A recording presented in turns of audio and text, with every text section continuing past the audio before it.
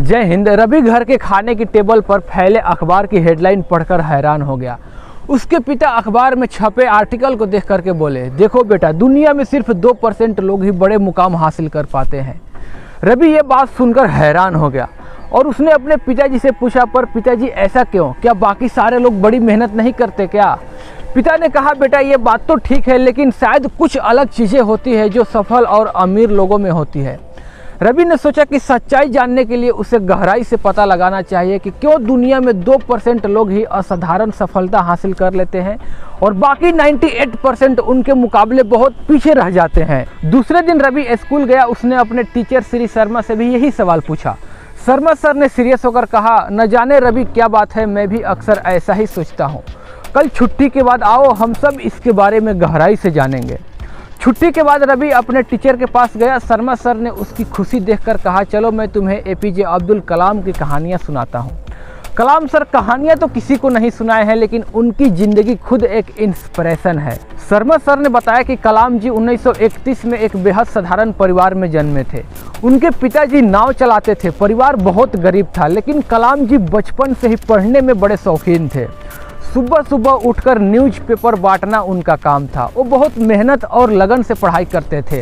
वो सालों तक अपने सपने पर डटे रहते हुए एरोस्पेस इंजीनियरिंग की पढ़ाई की। डॉक्टर कलाम का कहना था कि सपने वो होते हैं जो हमें सोने नहीं देते। रवि ने ध्यान से सुना कि कैसे एक साधारण से परिवार का लड़का कलाम ने डिसिप्लिन और सिस्टम में रहते हुए सिस्टम बदलने का सपना देखा और मिसाइल बना दी। उसके बाद वो आगे चलकर भारत के राष्ट्रपति तक बने। शर्मा सर ने समझाया कि इनके रास्ते में अनुशासन, कठोर परिश्रम और संघर्ष से भरी कहानियां थी। रवि सोच में पड़ गया कि कलाम सर कैसे इन सब चुनौतियों को पार किए होंगे। स्कूल से लौटते वक्त रवि गहरे विचारों में डूबा रहा। उसे कलाम सर की कहानी से बहुत इंस्पिरेशन मिली, लेकिन उसके दिमाग में सवाल अभी भी यही चल रहा था कि क्यों दुनिया में 2% लोग ही असाधारण सफलता हासिल कर लेते हैं और बाकी उनके मुकाबले में पीछे क्यों रह जाते हैं। रवि ने तय किया कि उसे और भी एग्जाम्पल खोजना चाहिए। अगले हफ्ते शहर में विज्ञान मेला लगा। रवि खुशी खुशी मेले में गया। वहाँ एक बूथ पर स्पेस रॉकेट और इलेक्ट्रिक कार के मॉडल रखे थे और एक इंजीनियर भाई मॉडल के पास खड़े होकर समझा रहे थे कि ये आपका स्पेस एक्स का रॉकेट है और ये टेस्ला का कार। इन्हें बनाने वाले एलोन मस्क हैं। उन्हें बचपन से ही नई चीज़ों की शौक थी।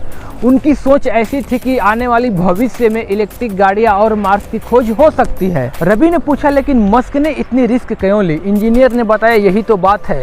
मस्क के पास अपने जितने भी पैसे थे वो अपना सारा पैसा इन कंपनियों में लगा दिया। उन्होंने कहा, बस सपने को न खोने देंगे।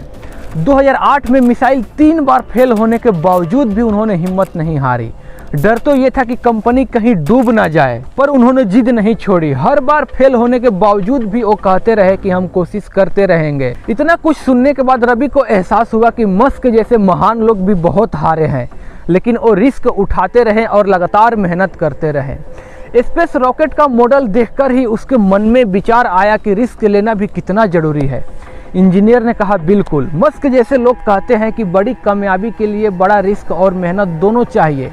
बेखौफ आगे बढ़ना ही असली हिम्मत है। रवि ने उस दिन इंजीनियर के साथ बातचीत से बहुत कुछ सीखा।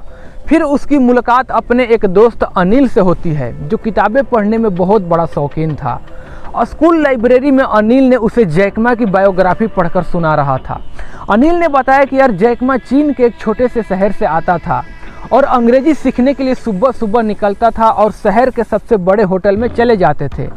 यहाँ पर वो विदेशी टूरिस्टों से इंग्लिश सीखते थे और बदले में उन्हें शहर घुमाते थे। अनिल ने बताया कि यार, जैकमा ने 10 बार हार्वर्ड यूनिवर्सिटी के लिए भी अप्लाई किया, लेकिन वहाँ भी उन्हें एडमिशन नहीं मिला। कॉलेज के बाद वो 30 बार नौकरी के लिए गया, हर जगह से रिजेक्ट ही हुआ। KFC वाली नौकरी के लास्ट कैंडिडेट जिसे नौकरी नहीं मिला वही था।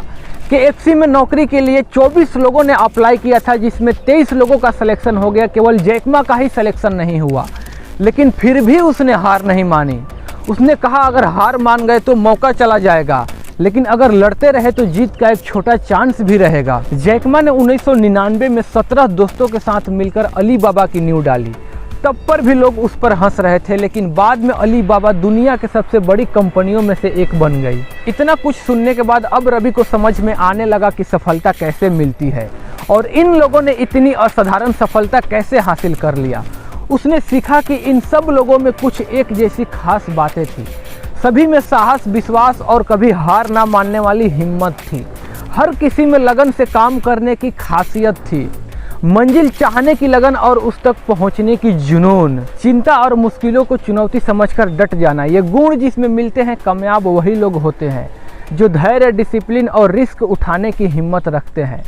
रवि इतना कुछ सुनने के बाद अब मन ही मन खुश होने लगा कि अब उसे सफलता की सच समझ में आने लगा। अगले दिन स्कूल में विज्ञान मेला लगा था। रवि ने सोचा कुछ नया करके दिखाऊंगा। उसने टेस्ला कार के मॉडल से इंस्पिरेशन लेकर एक साधारण सा छोटा बैटरी से चलने वाला कार मॉडल बनाया।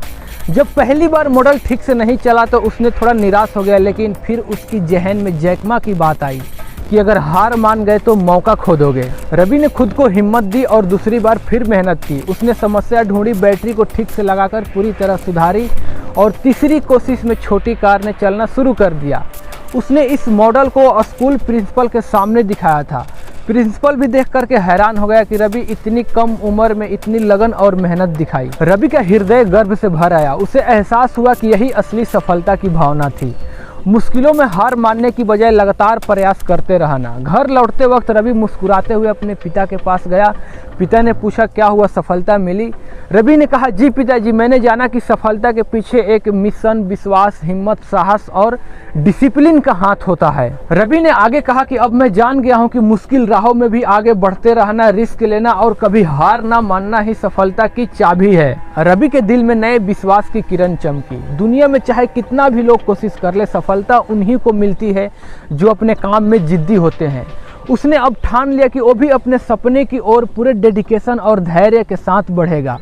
चलते चलते वो आत्मनिर्भर बना, पढ़ाई में और दिलचस्पी से जुट गया। इस तरह रवि ने जाना कि केवल कड़ी मेहनत और भाग्य ही नहीं, अपने लक्ष्य की ओर लगन और जोश से बढ़ना और चुनौतियों को स्वीकार करना और कभी हार ना मानना ही उसे सबसे अलग बनाती है। निरंतर परिश्रम, लगातार मेहनत करने से ही सफलता मिलती है। जैसा कि एपीजे अब्दुल कलाम ने कहा है, भगवान उसका साथ देता है जो कड़ी मेहनत करते हैं। अपनी सफलता के लिए खुद पर मेहनत करिए।